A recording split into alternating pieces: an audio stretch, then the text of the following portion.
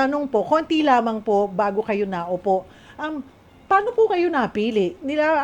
Do you know the president personally, the family? Paano po in-offer sa inyo yung bagong posisyon bilang PhilHealth President, Dr. Mercado?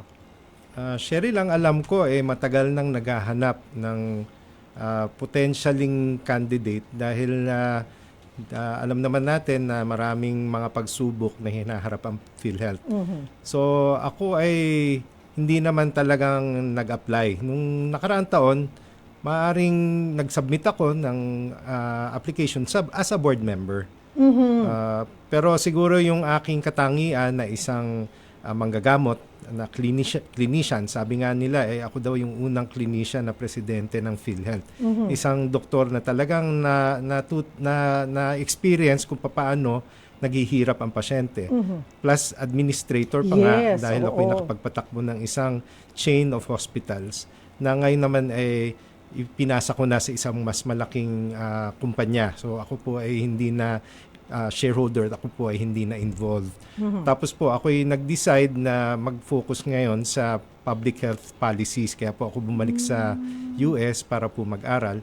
At nung pagbalik ko nga po, nag-una muna akong nagbigay ng advocacy work sa Zwillig Family Foundation. At tumulong din ako dun sa ibang mga probinsya na nagsasagawa ngayon ng kanilang reforma ayon sa Universal Healthcare Law. So yun po yung aking background.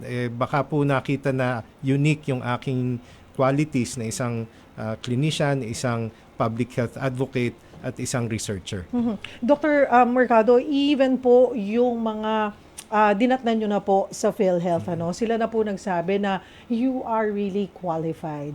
So pag naririnig nyo pong qualified kayo, talagang pinagbasihan po ang inyong credentials, mayroon bang pressure? Especially, I'm sure you're aware, doon po sa mga issues na kinakaharap po ng PhilHealth bago pa po na offer sa inyo yung posisyon. Nababalitaan nyo po yan for sure.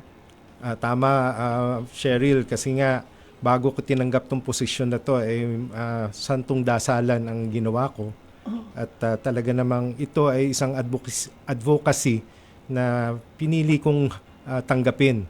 Kasi yung pag nagawa mo naman, yung gratification na nakukuha mo ay sapat naman para i-overcome yung mga challenges at pagod na hinaharap ko ngayon. Hopefully, meron na tayong maramdaman na resulta at yung puna ng ating mga miyembro na masaya at enough gratification na yun.